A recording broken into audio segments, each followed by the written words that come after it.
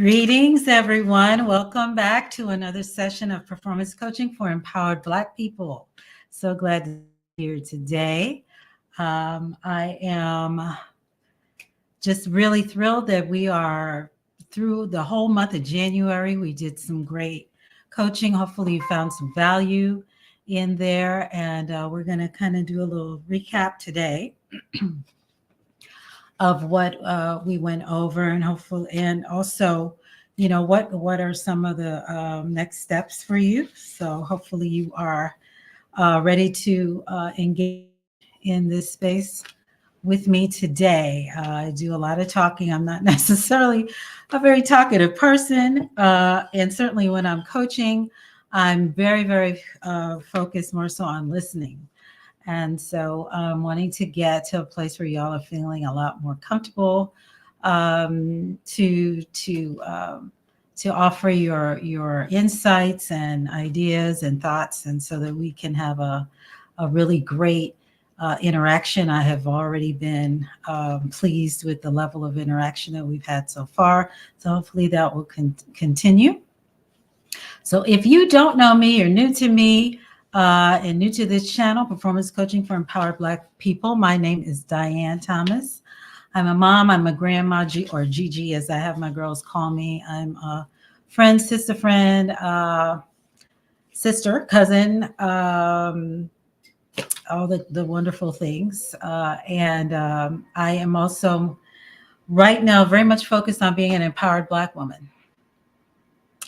And I am also very much focused in that role that I've taken on for myself to coach other Black people who are empowered or want to get to empowerment in their lives. I love Black people, and I want to see us exercise our self-determination. And so I do that through coaching us on how to create lives of full engagement, joy, and confidence. We are rejecting the constructs of Black excellence and Black exceptionalism, and really embracing the concept of Black empowerment. I am 100% for that, and for us being in spaces where we can come together and talk about that in ways that matter for us, and in the way that I do it here at Performance Coaching for Empowered Black People. I am offering my take on how I integrate the coaching methodology that I'm certified in as a certified high performance coach, and how I integrate those concepts that I've been the premise of the certified high performance coaching, or the foundation of the certified high performance coaching model, is around 5 specific areas: how to increase your levels of clarity or seek clarity, how to be more energetic or to generate energy, how to develop courage, to increase your levels of productivity, and to demonstrate influence. And doing so while all anchored in necessity. So understanding your why. Can't really do anything until you understand why you're doing it. And so those are the tenets that I am certified to coach in. And I, through the process of figuring out how I wanted to bring that all together to Black people, because I initially didn't really see where I could make a stream or seamless connection to our people, and in a way to do that was going to be effective and get them the results that every other people group can get. Right. And so I'm like, what's the edge? I'm about elevation. I'm about growth. I'm about getting to the next level. So my whole effort really had been, how am I going to pull this all together in a way that is going to help to elevate our people? And so I developed this channel last summer, and I have been posting videos integrating the concepts that I am coached in with the concept of Black empowerment by fighting Black excellence and Black exceptionalism. And those are constructs. I think in and of themselves, we are exceptional and we are excellent. But when we're finding that we're having to fit ourselves into these categories to make other people feel comfortable. I'm not for that, and that's what most of the time we're doing. We're trying to, in pursuing acceptance from the dominant society, the white supremacist dominant society. We are doing so at our peril, very much, oftentimes, because we're trying to fit into their paradigms for what they feel we need to be, and I reject that completely. We are fabulously exceptional, fabulously extraordinary in our own right, and we don't need to fit into anybody's paradigms. So I have rejected that, and I'm speaking it out loud, and I want other Black people to do the same, because to me, that's one of the definitions of being empowered. All right. So I do that through my videos, and then here on Wednesday nights at 7 p.m., I am bringing you concepts that I have learned through the my research and just engagement with my clients and other spaces to help you actually put some of this that you're hearing from me into practice. And so for the last 5 weeks, the full month of January, we have been continuing on the path of talking about how you can more effectively and more successfully achieve your New Year's resolutions or goals, or whatever terms you want to use, so that you can get to your realizations for how you see yourself being in 2024. And so that's what we talked about. And so tonight I want to go through the actual, well, I guess do a recap, I guess, so to speak, of what we talked about. And I do have some slides now. If you are on, I'm on Instagram tonight. So I've been kind of, I guess, tag teaming between Instagram and Facebook for the last few weeks. If you are there, you're going to need to come over to Performance Coaching for Empowered Black People to see the slides, because I'm not streaming through. I just have you all up on my phone, so you'll need to come over to Performance Coaching for Empowered Black People on YouTube so that you can see the slides. All right. So with that, I'm going to jump right in here. Wanting to make sure that I make the best use of the time that we have together, and doing this recap for you here. So this is some of what we talked about. We're going to go through the next few slides to just recap what we talked about on between January 3rd and January 31st. I believe it was January 3rd was the first day. So here we spoke about what we were looking at in terms of and the title. So the way I've set these slides up, I have the date, and then I have the title of the video. So all of these are replays, and they're up for you to look at if you have not already. They're up there for you to look at, and that you are going to be able to then follow out at your own leisure if you have not seen them already. If you were here live, then you did see them. So on January 3rd, our January 3rd live broadcast, the title of that broadcast was "Is Happy What You Really Want This Year?" Because we were picking up on the theme of Happy New Year at the time. So our discussion there was, we were talking about that in context of other ideas around what achievement may be and words that we wanted to use to describe it. So we drew a contrast between happiness, joy, and fulfillment. And I won't go back through all of that because the videos are up there for you to look at. But what I definitely wanted to bring to your attention here were some of the questions or the thoughts around the those concepts that we talked about. So the idea was that, do you want all of them? Do you want joy, happiness, and fulfillment? If you saw the distinctions as we talked about, are they all that you want? Do you believe that you can get all of them? That was another piece that we talked about. Do you believe it's something that you can get? And then as Black people, are we restricted in experiencing them all? So these are the questions that I asked at that point in time. And hopefully if you were able to, you got an opportunity to think through those and maybe have some responses. If you did not then, and you may have some responses now for that. The next was our January 10th session. And there we talked about how to protect your goals in 2024. So what was going to be maybe some of the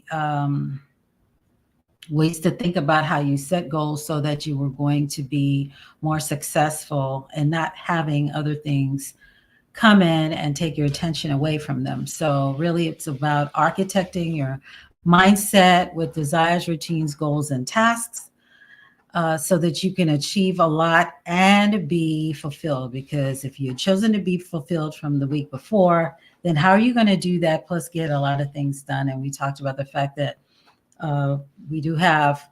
there are those among us who do get a lot of things done, but they're not very happy people or joyful people or fulfilled people. And so some of the thoughts and journal prompts around that, oops, I think I went ahead, was what are your higher order desires for 2024? So we talked about you making sure that you may have had a list of things, but what are the ones that you felt were really going to make move the needle for you? What were those? What routines can you develop to structure supports? So those would be actions and your thinking as well as your environment to ensure that you're working towards progress daily, because we needed to be very conscious about how we were setting ourselves up for success. What goal would you like to achieve that is aligned with that desire? And so we talked about SMART goals, making them specific, measurable, achievable.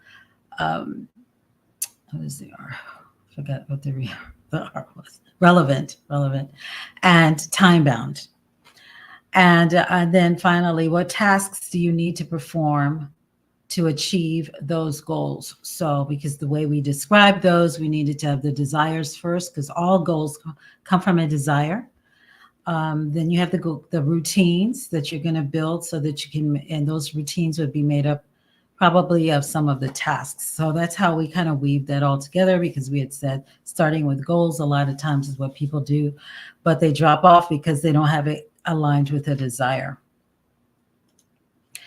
And then on January 17th, our topic there was what's beyond the pot of goals. So we talked about what some of those goals were the last session, or talked about goals, right, as one of the ways to think about architecting your mind set. And the discussion there was understanding the 4 desires. So understanding that all the goals come from desires. What are the 4 big desires? They're aliveness, deep connection, meaningful pursuits, and growth.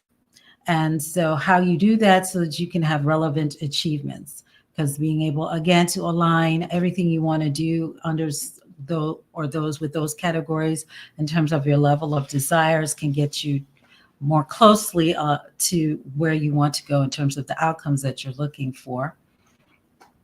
And the thought prompts or writing prompts there, journaling prompts there, was what makes you feel alive in 2024? So what is the thing that you are that is lighting you up right now, and where you are driven and motivated towards? What deep connection can you cultivate that can light up your aliveness this year? So maybe you're not very alive, but maybe there's a deep connection, because we talked about deep connections. And that can be the impetus for you feeling more alive this year. What meaningful pursuit can you name that would be intrinsically fulfilling? So it's a pursuit that you have that you are you've identified that is going to help you in a way that is you're feeling it internally. And then what growth waits for you beyond the pot of goals that you want to achieve this year? So what is the ultimate outcome that you want to have in terms of achieving all of these um, the goals that you have identified? Then on January 24th, we talked about the title of um, that session was, how are you growing into your best self this year? And the discussion was around how tapping into your superpowers can impart or impact your growth trajectory, which is the ultimate purpose of New Year's resolutions, right? It's about growth. You want to change, you want to develop, you want to adapt, you want to learn, you want to grow, and architecting your mindset. And that's the ultimate goal of New Year's resolutions. Yes, the ultimate outcome, the ultimate brass ring that you're trying to grab. So you thought and journal prompts around those were, what are your success markers, your strengths and higher abilities? So we talked about what that, in terms of developing, using those to develop your superpowers. That will anchor your self-regulation, social influence, and service, because we talked about the superpowers being self-regulation and social influence. And when those two come together, well, then there's services the results of that. So how do your success markers anchor into that? What are you grateful for at this stage of your life? So we're all in specific, well, I call them chapters. And so, they say this is a transformative year. If you're into numerology, the number 8 is supposed to mean transformation and something pretty significant happening in your life. So what are you grateful for, just generally in this stage that you're in?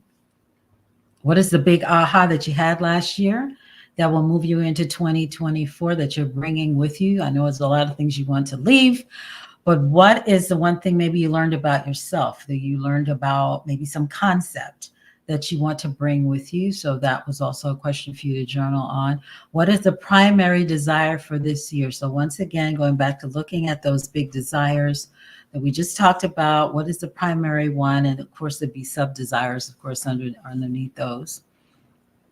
And then what's one routine that you can do to make it all happen? Breaking it down now into a routine, which will formulate some task or be a part, or task would be a part of those routines. But what is one routine, and maybe the task that go along with it that you can do to make that thing happen? Because we're all about action.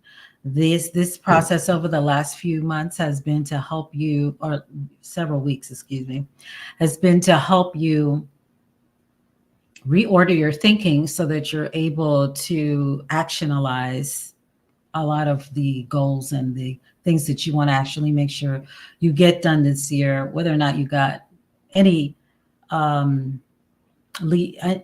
progress in any way last year. You definitely want to get even more of it this year. And then finally, last week, we talked about the title of that training was, Are Your Resolutions Getting Zapped? Which was the acronym ZAP, which stood for zooming in, and then attaching, and then pursuits, and it was a pursuit. I forgot now what the P was for. But what we looked at there was how distractions, fixations on trauma, tend to zap your ability to launch your resolutions and what to do about it. So we talked about that at that point. And then our thought journal prompts there, or how well are you tapping into your superpowers to serve others and express your spirit?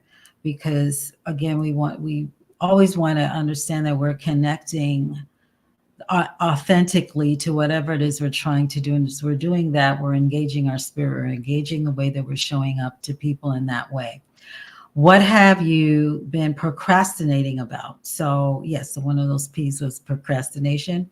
So what are the things that you've been delaying and been putting off for whatever reason, thinking tomorrow's another day, maybe next month, maybe next year, and talking about how all that tends to tap into the reasons why only 16% of people are able to stay with their goals for the new year past 6 weeks.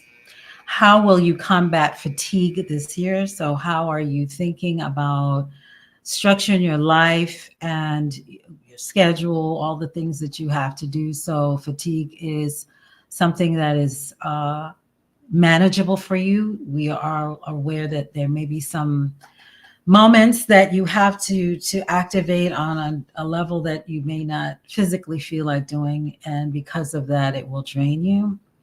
We talked about who are the energy vampires in your circle, and I was mentioning that there were some resources you could use if you're not really clear about what or how to manage those relationships, if they're people that you really have to deal with within your circle, but they're draining your energy, how you do that. And I had mentioned one of the ways is by setting up boundaries for yourself. And then finally, how are you going to deliberately create community? Because we talked about the importance of having the right people around you, and the people who are going to be uplifting and going to be folks who are on this journey with you, even if it's not in real time, but they're a support for you. So who are those people are going to be, and have you had conversations with them already? And you may know who some of those people are, and just making sure that there's a deliberate effort for you to develop that community if you don't already have it, or tap back in if you tapped out at some point. So those are that's the recap that we over the last few weeks have been going over. And so I just really wanted to ask you all tonight, because tonight's title is your New Year's game plan is complete. Are you running the plays? So essentially, are you how did you find the last few weeks of training that we did? And did you think about the questions? Did you journal them? What impact, if any, have you and benefits have you gotten from what you have learned? So I'm very interested to hear from you all tonight, to see where you all are at with those. Essentially, first off, the status of your resolutions or your goals. So I don't know that I asked if you necessarily had written anything down, but if you hadn't, and it's maybe a list that you have in your mind or something like that, what's the status of it? And has any of these tools or perspectives helped you at all? So that's the first question I have for you. Any insights there? I would love to hear from those of you who are here live, if there are any to share. Secondly, and I'll ask this second one and then I'll pause, because I think this might prompt your response a little bit. What is at stake if you don't achieve them? So if you actually did take time to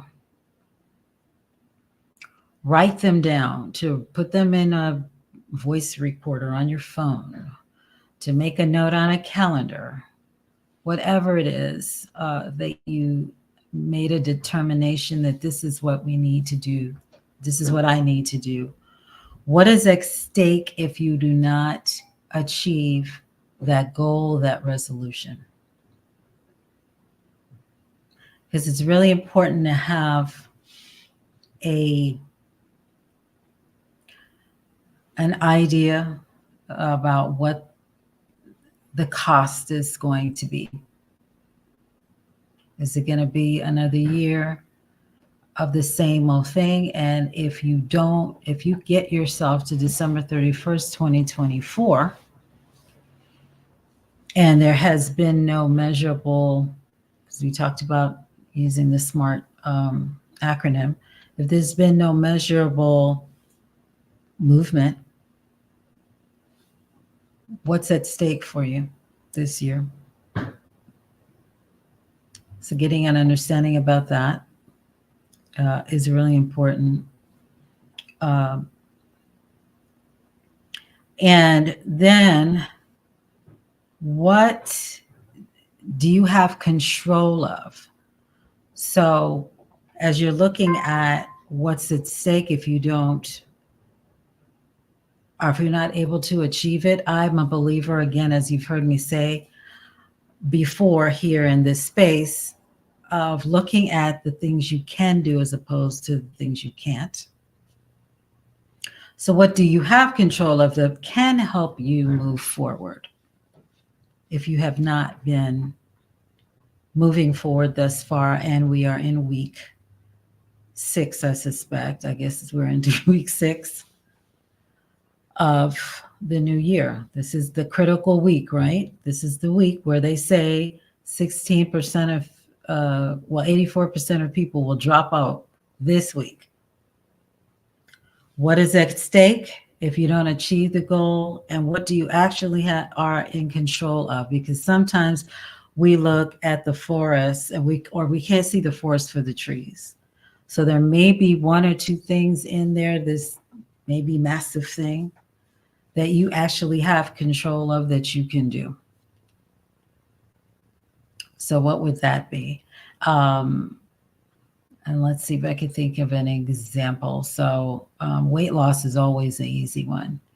I gave an example last time about deciding that you wanted to join the gym, and you had signed up for a class and you were just thinking through what that process was going to be because you're concerned about the people who may be there and thinking that maybe the class may be too advanced for you or too much for you to handle, and you're concerned as to whether you can keep up or not, etc.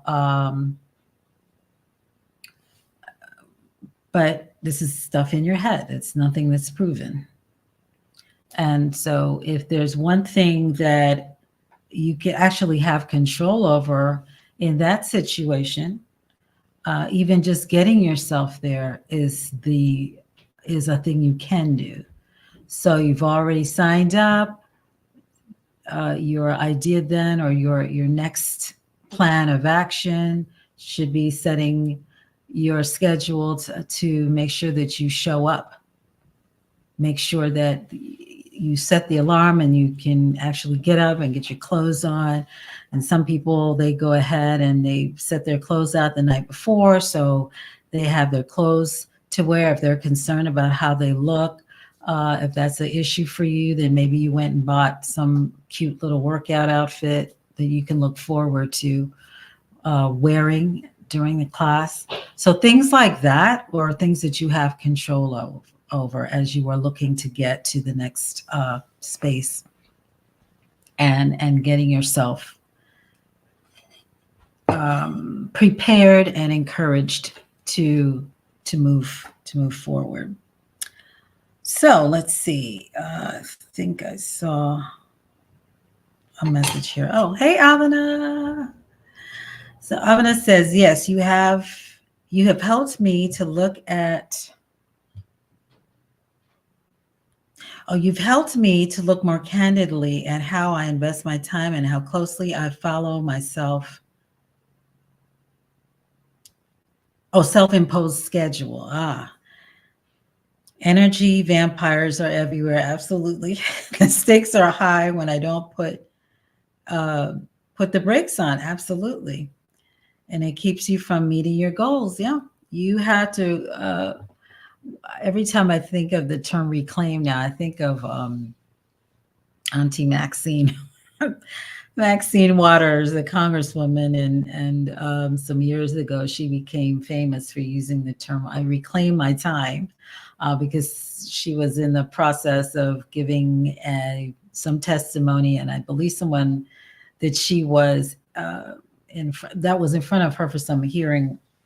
I guess just maybe went off on a tangent or whatever, and she was, basically, excuse me, what you're offering is not something that's appropriate this moment. So I reclaim my time. I gave you the time to speak. You've gone over. I'm reclaiming my time. We need to reclaim our time. We need to reclaim our lives. And in ways of doing that, most definitely is making sure that we don't have unnecessary energies around us that are sucking the lifeblood out of us. We have a finite time on this planet, right? And so, well, I don't care if it's family, if it's people at work, whatever you need to do to protect yourself, make sure that you do that so that you can move to achieve, because at the end of the day, you're the person that's going to suffer if it's not achieved, if you're not able to do it. And then the final question is, what's one, so we talked about what control you have that can help you move forward, and then what's one thing that you need to break through to get better outcomes this year. So this may be a barrier that is self-imposed. This may be a barrier that is out in the world, in your maybe immediate environment. This may be a bigger barrier. And we spoke last week about frustration and fatigue, actually, as Black people, and what we have to suffer through in ways that other people groups do not. And just fatigue alone, and that may be the thing for you this year, you have to break through fatigue to get to the outcomes that you're looking to get. And what is that fatigue coming from? What is causing it? Looking honestly at the spaces that you're in, the people that you're around, as we spoke about before, the things that you're allowing to take up that mind space that is causing you to not be successful in achieving and getting to the levels that you want to get to. Being very honest about that. It's not an easy thing to do, but it's necessary. As empowered, high-performing Black people, we need to do that. And looking at those questions, and I'll ask them again in a second. So actually, let me do them now before I go back over this other section. So the questions were, at this point, 6 weeks into the new year, what's the status of your resolutions? What's at stake if you don't achieve them? What do you have control of that can help to move you forward? And what's one thing you need to break through and getting better outcomes this year? Basically, like what barrier do you need to break through? And with that, to me, comes a broader question. With those questions, because depending on how you answered them, it will likely indicate your level of empowerment. So do you feel empowered to achieve those goals that you set? Do the challenges that you're facing or have faced in the past, do they seem bigger than your capabilities? And in what ways, if that's the case? So I may have said that or expressed this story at some point, but I am more thoughtfully looking at this word empowerment. I've done a couple of videos on them, specifically in the context of what I mentioned before, Black excellence and Black exceptionalism, and rejecting it, those constructs. And us, and calling myself an empowered person. And also, though, being aware that I'm in spaces a lot of times, and that I know people in very close circles around me who are not empowered. They don't feel that they have control. And so they may go through the motions of setting goals for themselves with an awareness that it's really nothing they actually believe they can achieve, because the challenges seem bigger than their capabilities. And as I look at empowerment,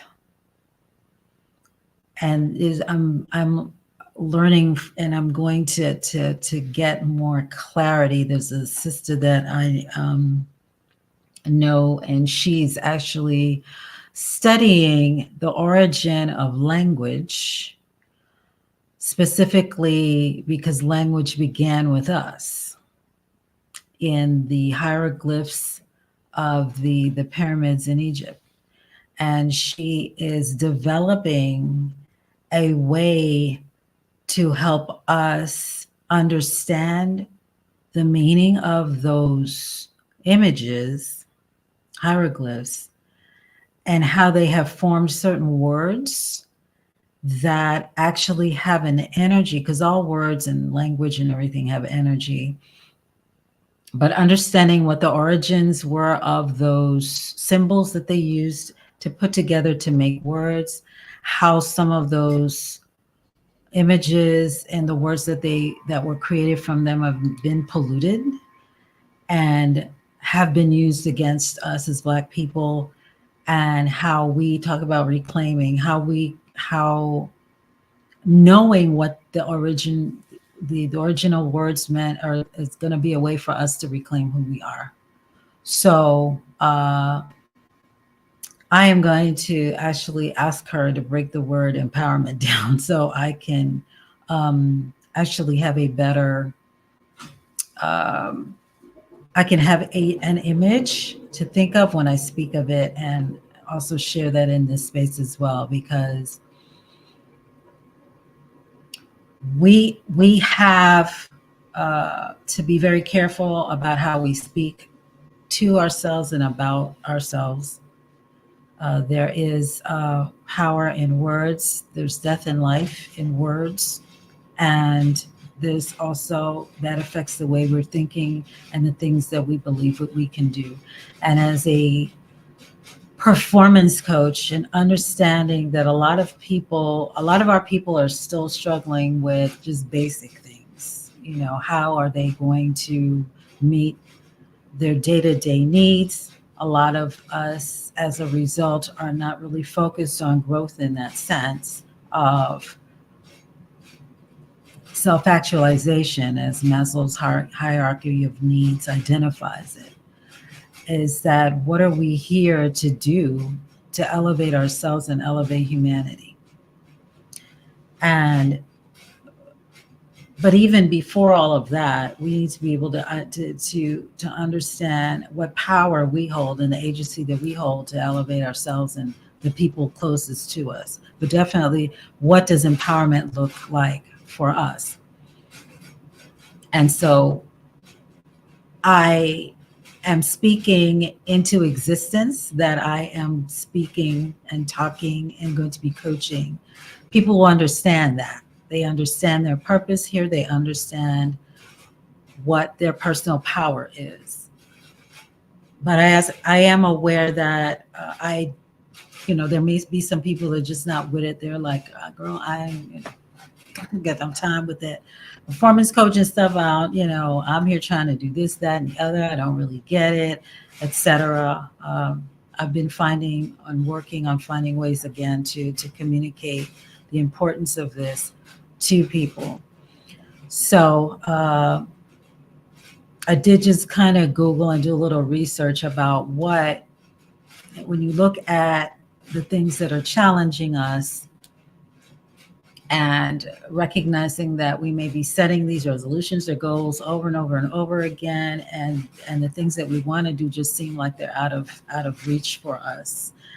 And so, yeah, all the great tools that I gave you before the last few weeks may sound great, but you're like, yeah, but I've got this huge challenge here in front of me, or challenges, and regardless of the fact that I know the information you're giving is really great, the things I have to go through to even get to that seem bigger than what I have the capability of doing. And what I'm here to do is to empower, to give you the tools, to give you in the spaces that we're in the limited time that we have, and understanding that there's a whole lot more that needs to be done, a whole lot more unpacking that we can't do in this space. It's a public space. This is not a private coaching group or anything like that. So I can only kind of probably touch the surface with you. But at least wanted to just share with you what my understanding is of what empowerment is. So you can maybe do a checklist and say, yeah, I got this, I got this, I got this. I might need to do a little better in this area, et cetera, et cetera. Because at some point, what I'm working on now is just creating a coaching methodology that speaks specifically to that. Because one of the challenges, again, for us is we are already being in spaces where they're talking, it seems like above our heads with a lot of things. And I just don't want us to feel that this can't be something that we could do. So when we look at what empowerment looks like, it has about 10 different characteristics. First, it's someone who is showing confidence in themselves, which means basically they know that they can figure out whatever challenges or whatever the roadblocks are for them. They have that within themselves to do. So they demonstrate a level of self-confidence. Could it be higher? Maybe. But, in terms of where they've been able to get thus far in life, they have been demonstrating self-confidence. Taking initiative. So they don't wait for things to happen. They make things happen. They make the first move. Autonomy and independence. So they don't wait for permission to live their lives. They are possessed with their own power and can move under their own power to make things happen. They set boundaries. We were talking about boundaries a little bit ago with the energy vampires. They set boundaries for themselves and are in control of who comes in and who does not. Resilience. So they have built up an awareness, which to me is the continuation really of a self-confidence that, I have a track record of being able to figure things out and getting to the next level and being resilient and showing up in ways that I know I can cope with the situation in healthy ways. They have a sense of purpose. Everything they do is anchored in necessity, as we talked about before. It's anchored in an understanding of who they are, what they want to do and be in the life, in the world, in their life, and why they want to do that. They have a positive self-interest. So they have goals for themselves and they are clear about the importance of being consistent with meeting those specific goals, and it's in a positive way. They think of themselves not necessarily higher or more important than anybody else, but they know that they're going to make that space and time for themselves. They have an ability to influence other people. And so again, I coach on influence with high performance coaching. They model the way, they challenge people in where they're at and thinking, and you know, the things that they do, and they are actually also able to teach you how to think, and also embracing challenges. So they actually don't run away from things that seem to be difficult. When it comes to them, they hold on to it. They think about the ways they can, as opposed to can't, using the I can or how can I phrase as opposed to I can't. So they embrace the challenges as they come because they know that there's growth in the learning. And then they have a sense of fulfillment. So in everything that they do, there's this understanding more deeply beyond happiness and joy, as we talked about, that it helps fill them up, and it fills them up with a sense of accomplishment and a sense of service. And so those are the 10 characteristics of an empowered person. Once again, it's confidence of self, taking initiative, autonomy and independence, setting boundaries, resilience, sense of purpose, positive self-interest, ability to influence others, embracing challenges, and having a sense of fulfillment. So how many of those attributes do you possess? That's what I would be curious to know. In the next series I'll be starting next week, I guess we will be diving in to a few of those specifically, but it will be curious for me to hear from you, if you, as you look at what those attributes were of an empowered person, if you saw yourself in any of them.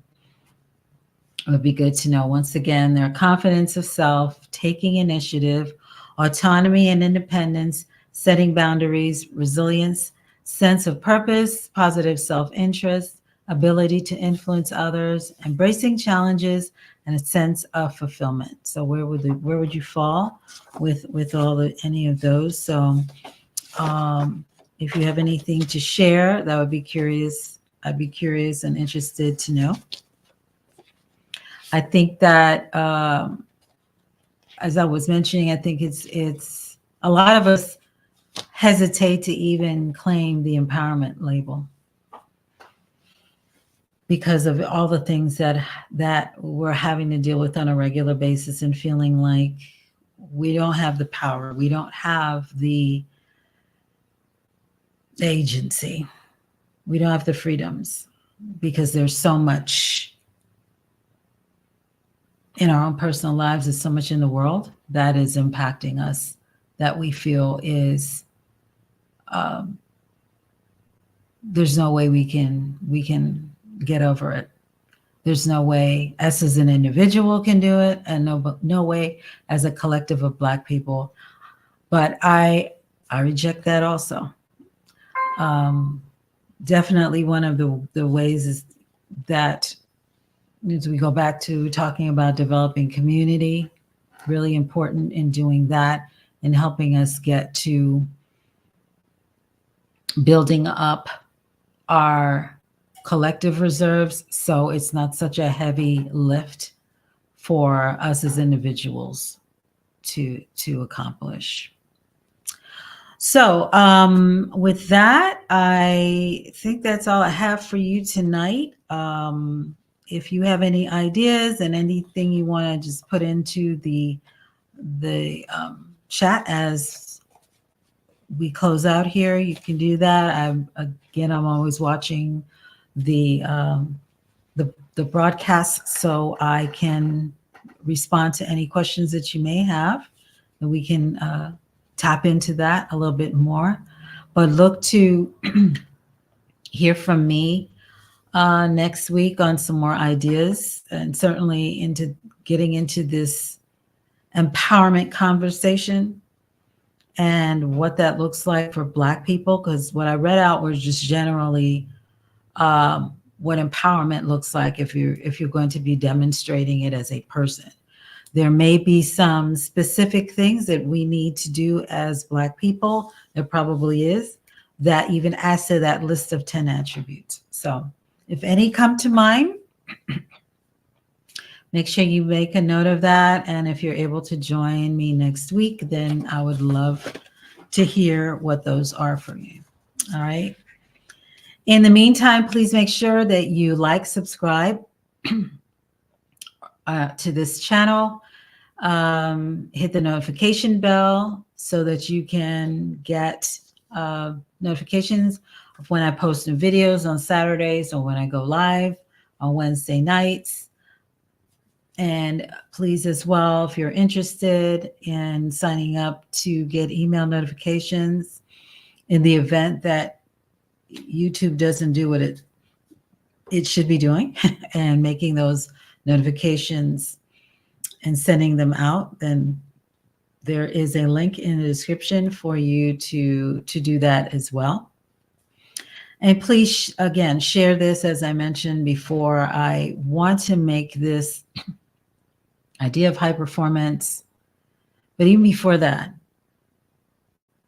being empowered to be a high performer is the direction, I think, for the next few weeks that I'll be talking about, and then bringing maybe some opportunities to you to kind of help me frame what that looks like.